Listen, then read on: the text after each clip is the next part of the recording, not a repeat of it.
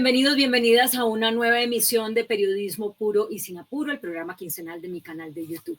La pregunta de este programa es si podemos continuar la transición energética sin apagarnos. ¿Y por qué hago esta pregunta? Porque en los últimos meses, incluso en los últimos años, hemos reportado apagones de unas magnitudes significativas que nos llevan a pensar que algo está pasando, que algo hay que atender, que algo hay que solucionar y que mirando las causas, algunas de ellas hacen que pongamos el foco en la transición energética. ¿Cuáles son esos países? Bueno, el más reciente, me imagino que todos ustedes lo tienen presente. En España, 50 millones de personas se quedaron sin energía eléctrica por unas horas. Todavía no está claro realmente qué fue lo que sucedió. Se habla de un exceso de voltaje, se habla de una desconexión automática de las plantas solares. En Chile, 8 millones de personas se quedaron 8 horas sin energía eléctrica. Se habló de una falla en una línea eléctrica. En Argentina, 600.000 personas también se quedaron a oscuras. Se habla de una consecuencia de la ola de calor. En Puerto Rico, 1.400.000 personas se quedaron a oscuras. En Panamá, todo el país se quedó a oscuras por la explosión de un transformador. Todo esto ocurrió este año, pero, por ejemplo, en Ecuador, el año pasado hubo apagones de 14 horas diarias, pues porque la energía hidroeléctrica no estaba disponible, la energía eléctrica no estaba disponible por dificultades con las hidroeléctricas. En Venezuela, en agosto del año pasado, el 80% del país quedó a oscuras, tiene mucho que ver con falta de mantenimiento de la infraestructura para generación de energía. En México, 18 de los 23 estados 18 de 23 estados se apagaron en el contexto de la ola de calor y bueno, ha habido apagones en Honduras, ha habido apagones en Guatemala.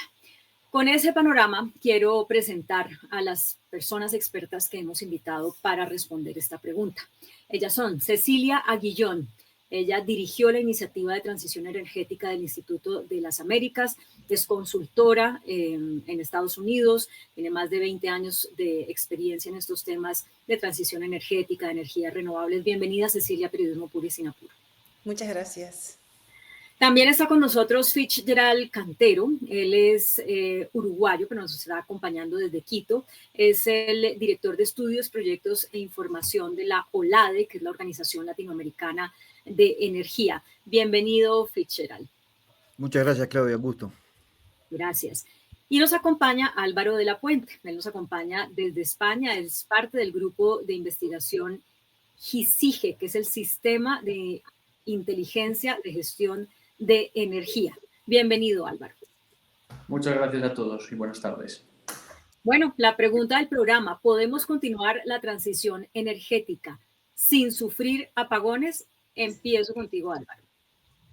Sí, habría que hacer una gran inversión en infraestructura eléctrica, pero en España tenemos un sistema eléctrico seguro, hemos potenciado, hemos hecho una transición energética brusca, pero aunque haya habido un apagón, el sistema, yo que tengo 30 años, siempre ha funcionado y nunca he tenido un apagón general, excepto hasta hace pasado un mes. Pues, o sea, si entiendo bien, un apagón como el que sucedió no va a volver a suceder porque ya No. porque el sistema es seguro, o puede suceder uno así chiquito, pero no uno de muchos días. Puede volver a suceder. Lo que pasa es que si se hace una inversión para mejorar esa transición energética, no volverá a suceder. Es verdad que estamos en un desconocimiento por tanta transición energética hacia energía solar, fotovoltaica o eólica, y eso nos llevó a tener un apagón a nivel nacional general que se restableció en menos de 24 horas, fue muy rápido, pero no se puede asegurar de que no vuelva a suceder, pero si se invierte, no volverá a suceder. Entendido. Cecilia, la misma pregunta, ¿podemos continuar la transición energética sin apagarnos? Técnicamente sí, es posible. Álvaro mencionó de la infraestructura e inversiones, pero también tiene que ver con regulación y política. Tenemos en el mundo, gracias a las comunicaciones, ejemplos de por qué han ocurrido estos apagones. Y hay maneras de contrarrestar.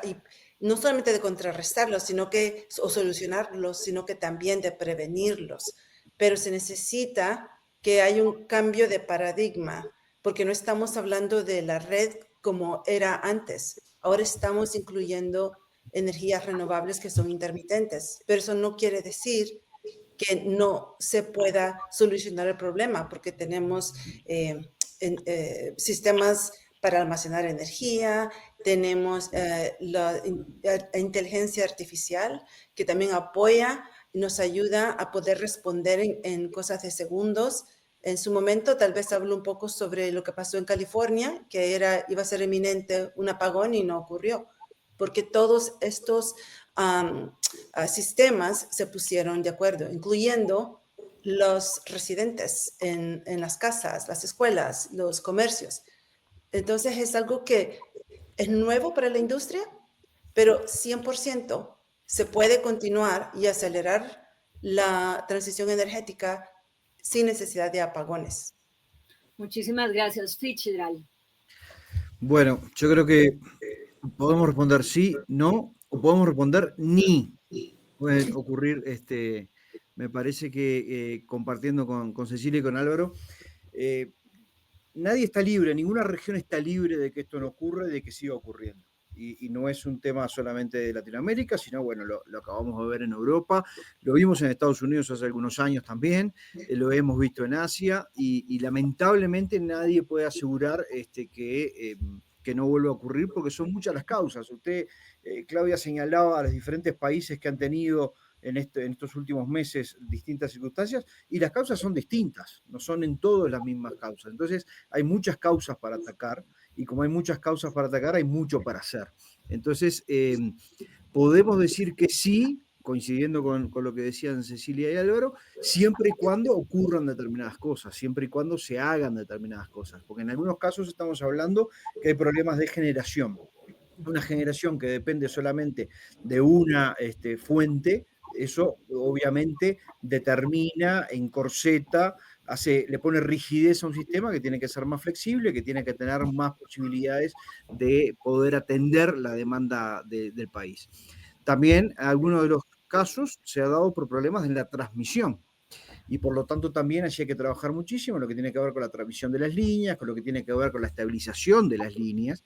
Allí empiezan a jugar factores importantes como la calidad de esas líneas, la digitalización de esas redes, sistemas como el almacenamiento para estabilizar lo que es la incorporación de renovables, que generalmente cuando hay una generación distribuida muy importante en los países empieza a vertir en la red de distintos puntos y eso hace que el sistema también tenga que estabilizarse. Es decir, hay una cantidad de causas por las cuales esto sucede y por lo tanto hay una cantidad de soluciones a las que apelar y yo diría, para poder decir sí, vamos a hacer una transición sin apagones, tiene que haber una muy fuerte planificación, una muy fuerte diversificación de las fuentes, una gran cantidad de inversión y una cosa muy importante, sobre todo para quienes estamos aquí en América del Sur, una fuerte integración. Necesitamos integrar más a nuestros países para poder tener esa flexibilidad en los sistemas. Creo que como primera respuesta, y para no ser más extenso, diría que habría que poner todas estas cosas sobre la mesa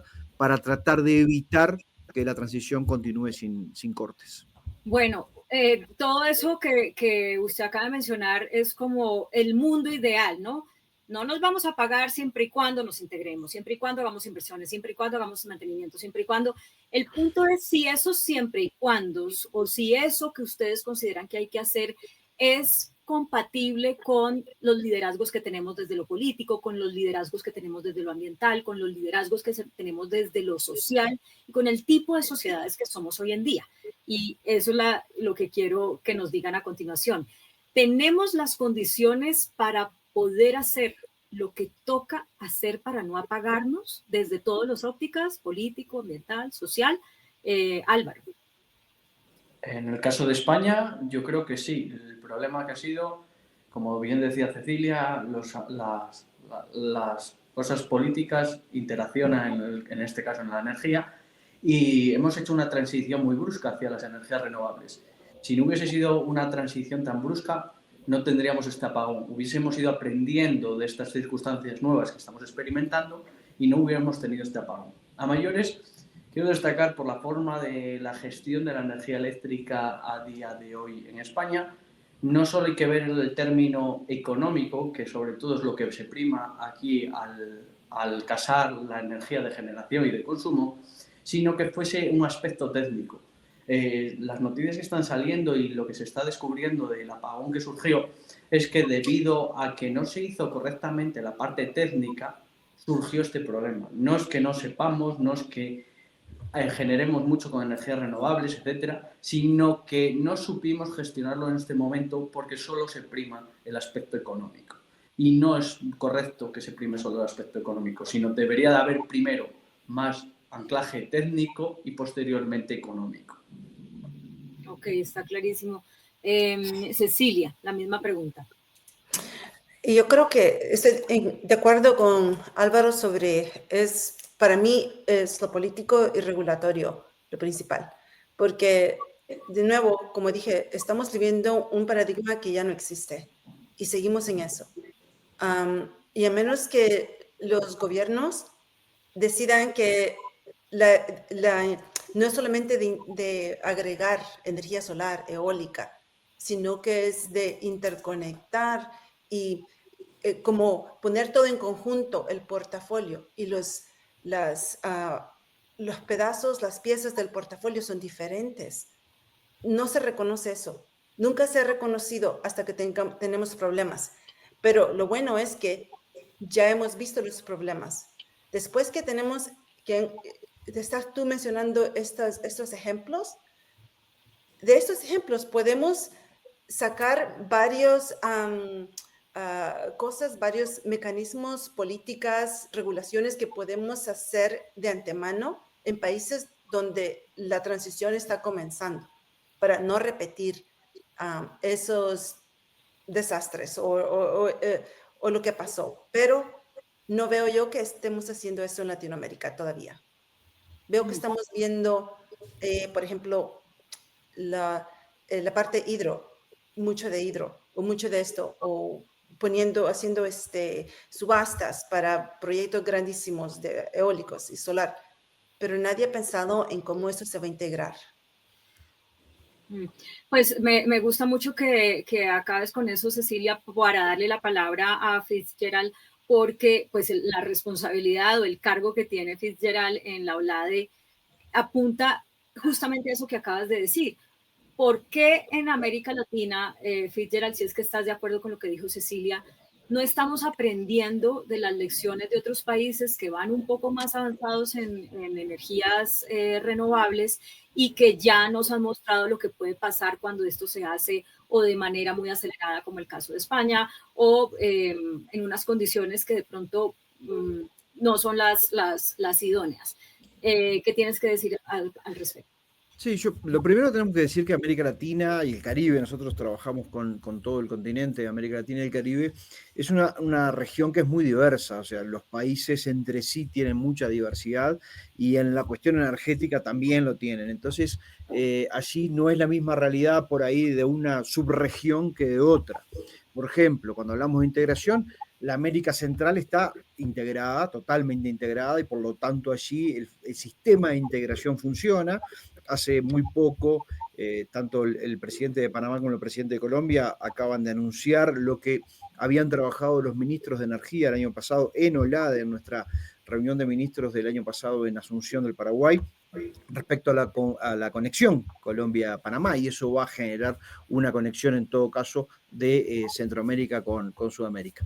Hay algunas subregiones adentro de la propia región que sí están conectadas. Yo vengo de Uruguay, el trabajo que se hace de interconexión entre Argentina, Brasil, Uruguay, Paraguay con Brasil y con Argentina, funciona muy bien y ha servido muchas veces porque nosotros obviamente nos enteramos de todos estos hechos cuando ocurren, cuando el corte se da, pero muchas veces no se sabe lo que se evita y esa interconexión evita a veces el colapso de algunos sistemas. Y la interconexión, a veces un país, digamos, la forma de la integración que tiene un país con otro hace que el país vecino no caiga en un apagón masivo como estos que estamos comentando. Entonces, la primera cosa, la región es diversa y por lo tanto tenemos que mirarla en esa diversidad. Segunda cosa que creo que es importante, los gobiernos tienen una gran oportunidad, nuestros gobiernos de América Latina y el Caribe tienen una gran oportunidad de poder llevar adelante esta transición. Muchos lo están haciendo, yo diría que todos los países están apostando a las renovables. Es la región del mundo que más genera con renovables, pero a su vez hay algunos desafíos, indudablemente hay algunos desafíos, y hay algunas medidas que no son simpáticas que hay que tomar. Evidentemente hay situaciones en las cuales el costo de la energía no se traduce en el precio de la energía. Acá introduzco un tema que es bien importante porque tiene que ver con o subsidios estatales o con sistemas que necesitan recaudar para poder reinvertir en la propia infraestructura. Entonces, cuando hay un desfasaje entre lo que cuesta generar, lo que cuesta transmitir esa energía, lo que cuesta distribuirla y lo que paga el consumidor final, hay allí una diferencia muy importante que se traduce en necesidad de dinero para invertir, para mantener esas líneas, para mejorar lo que es la generación. Entonces, a veces hay que tomar algunas decisiones que no son simpáticas, que, bueno, ahí a su pregunta inicial, Claudia, respecto a los problemas políticos sociales, bueno, hay que trabajar en conjunto en una política de Estado, porque cuando miramos los países que han hecho esta transición más rápido, que la han hecho incorporando más fuentes, que tienen una diversidad, vemos que su estructura de costos y de precios de la energía se empareja a la estructura de costos. Ahora, ¿es elevada? Y bueno, sí, es más elevada que en otros países, pero se garantiza el suministro, que es importante para que no ocurran estos hechos que nos traen aquí a conversar de este tema. Yo quisiera pedirle a Álvaro y a Cecilia que nos digan si están de acuerdo con esto que veo que está planteando Fitzgerald, que en otras palabras es, y me corrige Fitzgerald si lo entendí mal, es no estamos pagando lo que vale la energía que estamos consumiendo. Deberíamos estar pagando más. En ¿Sí? algunos países. Listo. Entonces, Álvaro, ¿estás de acuerdo con eso? Correcto, sí. En España la energía está relativamente barata. Es verdad que nos llevamos las manos a la cabeza cuando cuesta 15 céntimos o a 20 céntimos el kilovatio hora de energía, pero es verdad que no nos damos cuenta de lo barato que está saliendo por la transición energética. No estamos invirtiendo o haciendo la gestión adecuada para que todo pueda llegar a funcionar y que no nos suceda el corte. Y si la pagáramos más cara, seguramente aseguraríamos que no nos sucediese. Yo, cuando ha sucedido lo del apagón, te vienen y es que pagamos por la luz. Digo, no se paga lo suficiente como para que el suministro esté garantizado siempre. No pasaría nada si pagáramos la luz más cara y así aseguraríamos el suministro. Hay que invertir en digitalizar las líneas, etcétera, y poder gestionar de forma inteligente el consumo para que no haya estos desviaciones entre generación y consumo. Está clarísimo. ¿Y Cecilia? Pues no estoy muy de acuerdo, perdona Fitzgerald. Mejor, pero así polemizamos. Sí. Es más está más amena la conversación. Pues estoy yo pensando en tema de integración. Hubo un apagón en California, en el sur de California, porque pasó algo en Arizona. O sea, estamos muy vulnerables, a menos que tengamos la capacidad de aislar. Y porque soy muy proponente de la generación distribuida, necesitamos tener la habilidad de que si algo pasa en Arizona, California se puede aislar inmediatamente en cosa de segundos, que ni lo siente la gente, y no hay apagones aquí en California. Podemos, y eso es lo que me gusta de la generación distribuida. Así como hablamos de un portafolio de diversos tipos de energía, deberíamos también integrar generación distribuida al portafolio, porque estamos hablando de inversiones de transmisión y distribución, pero si podemos poner paneles solares en las casas, en los comercios, usar solares térmicos para calentar agua, etcétera. Entonces nosotros estamos reduciendo la presión de la línea de distribución y transmisión. Ahora me van a decir, sí, pero si hay una tormenta o qué sé yo, aún una nube, si una nube cae sobre un parque solar, pues se cae la producción. Pero si esa misma nube pasa por una ciudad, no todas las casas se afectan. sino que así como va pasando la nube, el grupo de casas se afectan. Entonces, es muy importante, lo último que quiero decir es que eso apoya a que la población invierta en la transición energética y sea activo. Por ejemplo, los carros eléctricos pueden ser donde pueden descargar, así como se hicieron en varias ocasiones en California, cuando venía el apagón. Se disminuyó el uso en las casas y autobuses, yo veía del colegio, estaban enchuflados para dar energía y también se descargaban las baterías de las casas y de los comercios en esos momentos críticos. Entonces, es algo que estamos perdiendo la oportunidad porque trae inversiones, reduce los costos de transmisión y distribución y ayuda a que participe la población. Esto que está diciendo Cecilia me parece clave porque creo que nos lleva a uno de los debates y es si la solución debe ser macro o puede ser micro.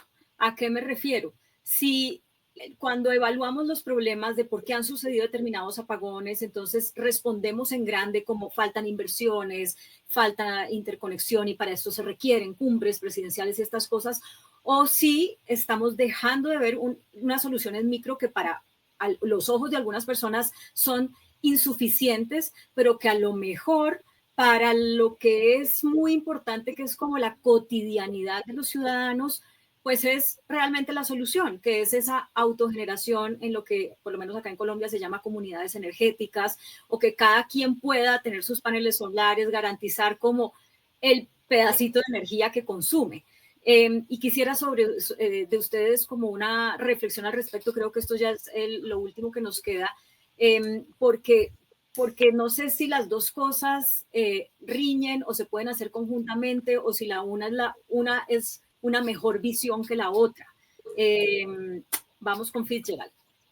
Sí, yo creo en la generación distribuida, me parece que es una buena solución para seguramente y realmente quitar demanda a lo que es el sistema interconectado, el sistema nacional. En eso con Cecilia estoy totalmente de acuerdo, creo que hay que apostar a esa generación distribuida, que tiene algunas particularidades. Necesitas baterías, o sea, no es una inversión solamente del panel, del inversor, sino que necesitas baterías para poder acumular. Creo también, y en esto coincido, porque después no vamos a coincidir con la interconexión con Cecilia, como ya lo dijo, pero creo que también los vehículos eléctricos tienen ese rol para jugar, esa doble, ¿no? Carga y a su vez ayudar a la red cuando la red está saturada, en horas picos, o cuando hay este tipo de apagones. Los vehículos eléctricos son baterías con ruedas y por lo tanto hay que considerarlos así y trabajar con ellos de esa manera. También la generación distribuida tiene el tema de la inyección y de la toma de energía, porque no siempre se está generando, obviamente, por restricciones climatológicas, y para tener ese respaldo o tenés buena cantidad de baterías que respaldaste o te necesitas de la red para conectarte, o cuando tenés exceso de generación y tenés que inyectar a la red, y ahí tenés que ir al sistema. Entonces, no creo que haya una dicotomía de que sean decisiones en lo macro y en lo micro, sino que los estados tienen que tomar, los gobiernos tienen que tomar determinadas decisiones, y lo mejor, nosotros aconsejamos siempre, es tener una estrategia bien diversificada, de manera de que puedan apelar a las más diversas fuentes, a la generación distribuida, a la generación doméstica de las más diversas fuentes y también a la interconexión con otros países los vecinos que puedan ayudar. Y ahí voy a la interconexión, que no coincidimos con Cecilia, porque también la tenemos que mirar de otro lado. Cecilia dice, bueno, se desconecta Arizona y me desconecta California. Pero también, y en estos casos recientes que dan inicio al programa y fueron presentados, hay casos, el de España, Álvaro podrá dar fe de ello, que los vecinos ayudan a que pueda restablecer más rápido el sistema. Y gracias a Francia, Marruecos, España reactivó más rápido. Entonces, también para salir del lío o para evitar el lío en algunos casos que no salen en las noticias, también esa interconexión es muy importante y tenemos que, creo yo, apuntar a todo. Y las estrategias tienen que ser así. No tienen por qué haber una dicotomía entre una fuente y otra, no tiene que haber una dicotomía entre una estrategia y otra, generación distribuida, diversificación de las matrices e integración con el resto de los países vecinos. Gracias. Álvaro.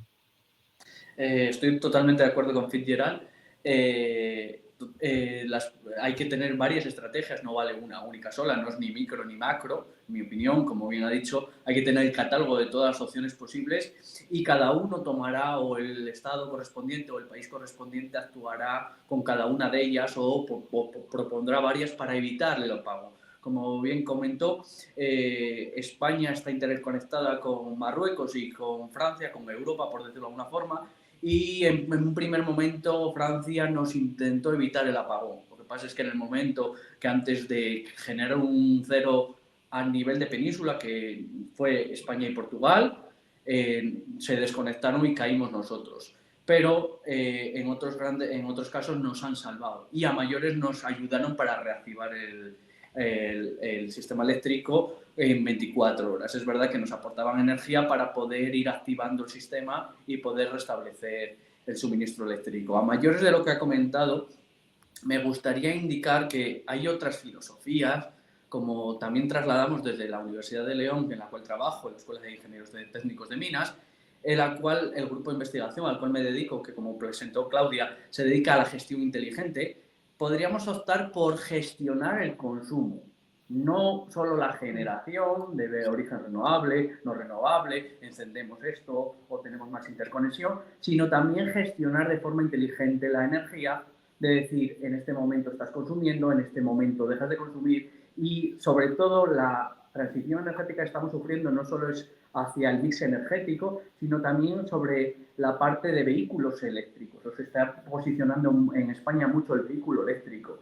El vehículo eléctrico, en el momento que está consumiendo energía para poder cargar su vehículo eléctrico, está teniendo una gran demanda energética. Si fueran puntos de recarga inteligentes, podríamos haber desconectado nuestros vehículos eléctricos y haber parado un minuto o unos minutos la demanda del consumo eléctrico a nivel nacional del vehículo eléctrico, y a lo mejor la desviación no hubiera sucedido, hubiera sido menor y no nos hubiésemos tenido que desconectar, porque hubiéramos librado el apagón. Entonces, no solo hay que hacer inversión a nivel macro, micro, sobre la generación, sino también con respecto al consumo o la demanda. También se puede apagar aires acondicionados, otras cargas de gran consumo a nivel nacional, sobre todo en épocas de calor, pueden generar que no haya estos apagones. Bueno, pues ahí hay unas opciones muy importantes. Me quedan 3 minutos y para plantear lo último, que es, si para evitar apagarnos, esas transiciones energéticas tienen que tener una mirada, ¿cómo lo decimos? Menos ambientalistas y más, no sé cuál sería la otra palabra. O sea, si tenemos, no sé, no me quiero meter en ese problema, se los dejo a ustedes, pero el punto que quiero hacer es, tenemos que cambiar un poco el chip de lo que consideramos ambientalistas o ser menos ambiciosos en el ambientalismo, ¿sí o no? Rápidamente, porque queda poco tiempo. Cecilia. No, debemos ser más ambiciosos y no por el ambiente. Deja el ambiente de un lado. Es bueno para dar seguridad a la población. La tecnología va a avanzar, el futuro viene y no podemos quedarnos atrás. Los carros eléctricos son realidad. Tenemos que mejorar, innovar y que las inversiones traigan recursos para los países nuestros, especialmente cuando las energías renovables son gratis. La generación es gratis. Si sale el sol, tienes energía. Entonces tenemos que buscarle el lado para poder seguir avanzando. Gracias, Álvaro. No, perdón, Fitzgerald. Bueno, rápidamente, yo creo que tenemos que situarnos en que nuestra región de América Latina y el Caribe, en términos de emisiones, es la que menos emite en el mundo. Solamente aportamos el 8% de las emisiones a nivel global.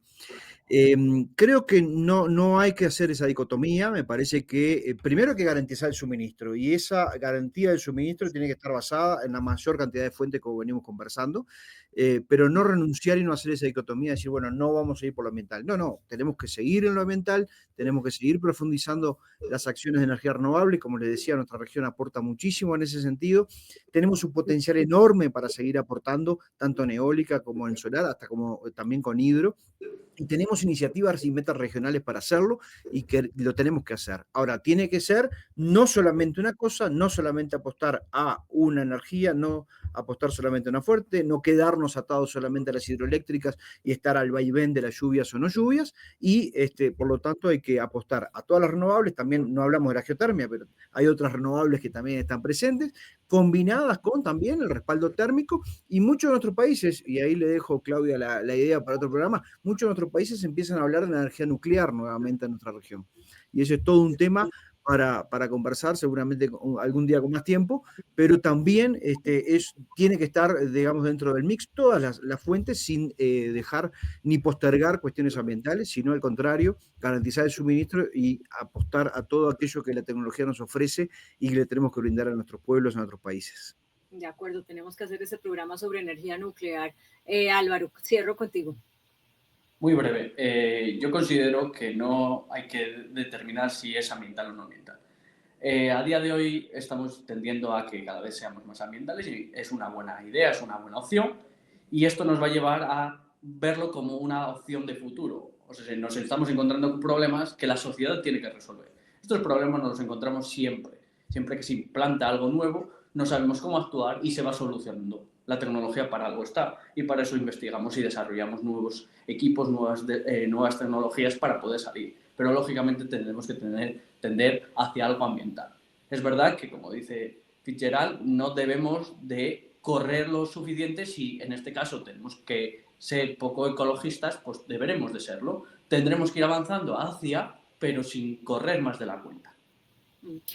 Pues muchísimas gracias a Álvaro, a Cecilia, a Fitzgerald. Creo que quedamos con un montón de insumos, de información, de análisis que nos sirven para que nosotros como ciudadanos entendamos en qué estamos y podamos tener una postura informada a la hora de tomar decisiones sobre cómo consumimos energía, a qué líderes elegimos para que gestionen ese tipo de políticas desde lo público, y bueno, muchos otros aspectos que tienen que ver con eso, que casi que consumimos sin darnos cuenta, porque prácticamente todas nuestras actividades dependen de que tengamos acceso a suministro de energía. Pero hay que concientizarnos de eso, informarnos, y por eso es este programa, y por eso les agradezco mucho a ustedes tres que nos hayan acompañado, y a ustedes que se conecten cada 15 días en este programa, Periodismo Puro y Sin Apuro. Recuerden suscribirse a mi canal de YouTube, Claudia Palacios Oficial, para que les lleguen las alertas de este y de otros contenidos. Hasta la próxima.